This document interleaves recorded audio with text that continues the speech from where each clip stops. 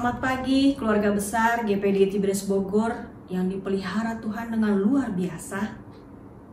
Mari kita mau menikmati firman Tuhan pada pagi hari ini dan kita akan berdoa. Kami bersyukur Tuhan buat kasih setia Tuhan, rahmat-Mu yang selalu baru setiap pagi.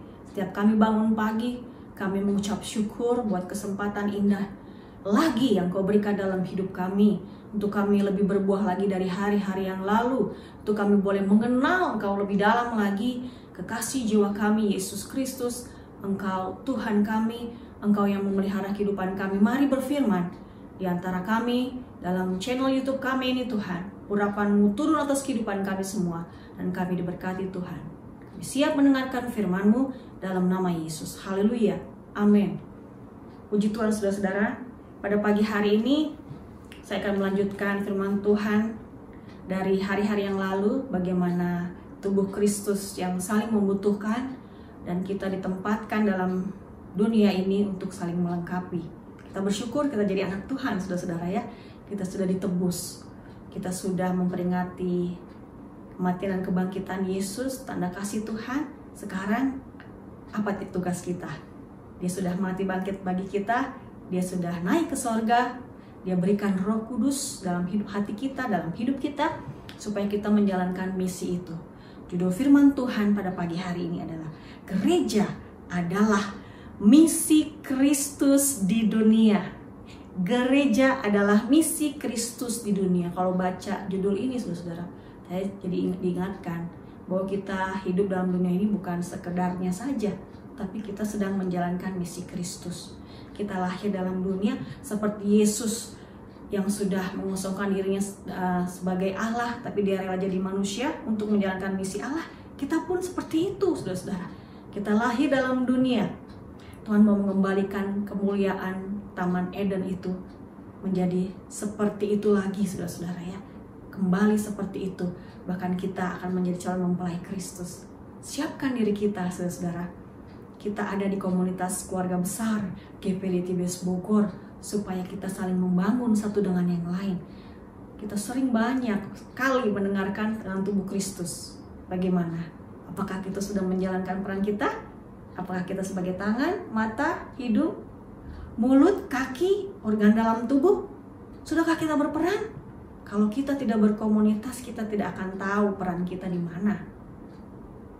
Dan mengapa gereja kita sekarang ada humble group?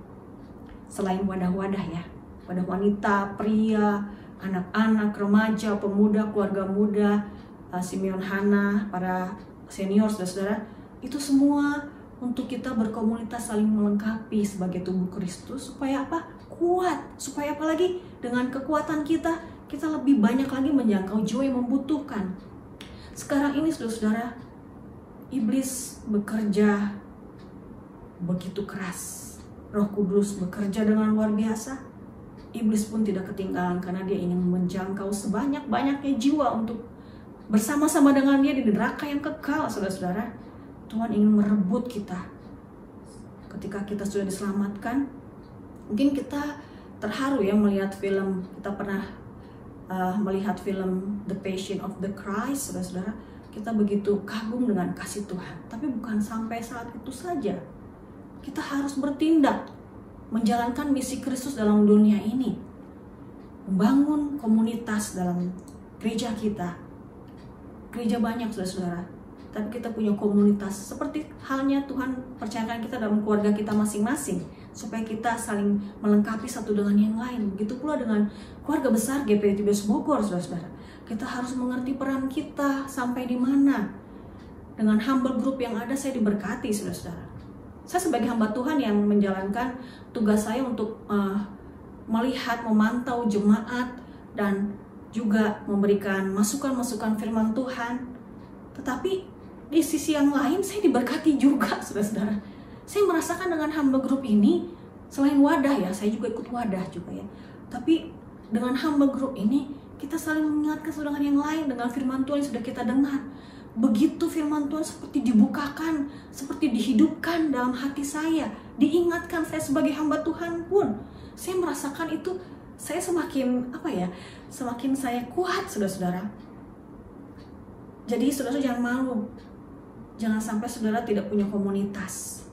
Kita punya humble group itu dalam wilayah-wilayah. Mungkin para remaja pemuda mungkin, wah ini yang humble-humble bapak-bapak ibu semua gitu ya. Tapi saudara punya komunitasnya dalam pemuda remaja, saudara-saudara. Mari dengan komunitas yang kecil kita boleh saling melengkapi sebagai tubuh Kristus, berperan sebagaimana mestinya. Kita baca saudara-saudara ya di dalam Ibrani pasalnya yang ketiga. Ibrani pasalnya yang ketiga.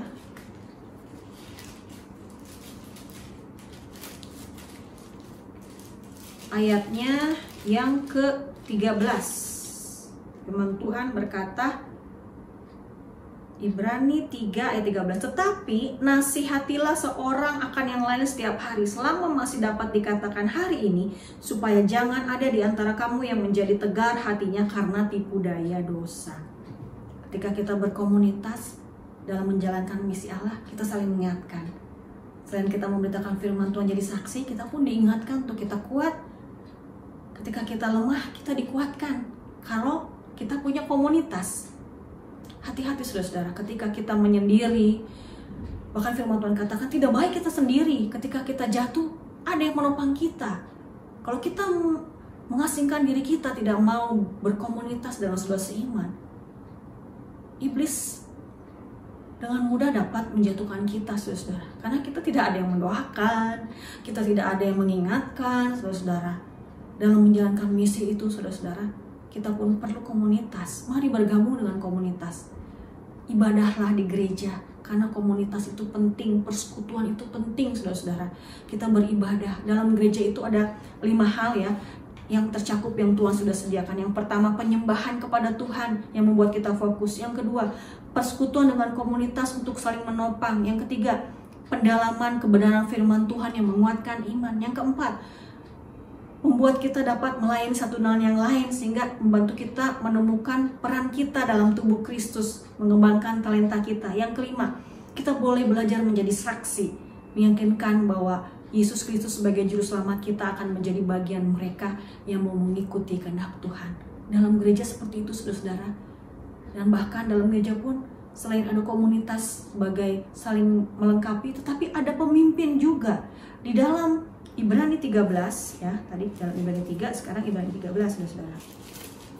Dalam Ibrani 13 ayat 17 berkata, taatilah pemimpin-pemimpinmu dan tunduklah kepada mereka, sebab mereka berjaga-jaga atas jiwamu, sebagai orang-orang yang harus bertanggung jawab atasnya. Dengan jalan itu mereka akan melakukannya dengan gembira, bukan dengan keluh kesah, sebab hal itu tidak akan membawa keuntungan bagimu. Saudara, ketika kita dalam komunitas ada pemimpin, Tuhan percayakan ada ibu gembala, ada wakil-wakil gembala, dan mereka juga akan memberikan otoritas mereka sebagai kepanjangan tangan pengembalaan, yaitu kepala departemen, ketua divisi, bahkan koordinator wadah, ketua humble group.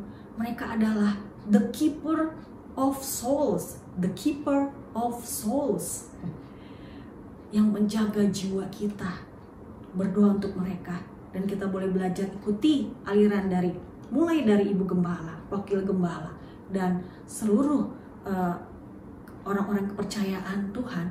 Kita berjalan bersama-sama, jemaat mengikuti alurannya, dan kita boleh bersatu memberikan apa yang kita punya. Bukan Tuhan, aku pengen begini, Tuhan, aku pengen begitu. Tidak seperti itu lagi. Ketika kita bertumbuh, kita akan, saya ini harusnya ngapain ya? Ibu gembala, Bapak Pendeta Jefta, Bapak Pendeta Yosua, dan para pengurus, saya harusnya seperti apa ya? Bagian saya apa? Saya mau melayani. Seperti itu, saudara-saudara. Oh, luar biasa, saudara-saudara. Ketika tubuh Kristus saling berhubungan satu dengan yang saling melengkapi, seng ana lawang, kata orang Ambon, saudara-saudara ya. Kita tidak bisa memikirkan, wah gerejaku kekurangan, yang lain sana hebat. Enggak. Nanti yang sana juga bilang, gereja itu mah nggak bagus, gereja ini paling bagus. Nggak, saudara, setiap gereja punya kekurangan kelebihan. Oleh sebab itu kita harus saling melengkapi, bukan saling menjatuhkan satu dengan yang lain. Kita punya keluarga, gereja beda-beda, itu seperti keluarga. Kita punya keluarga beda-beda.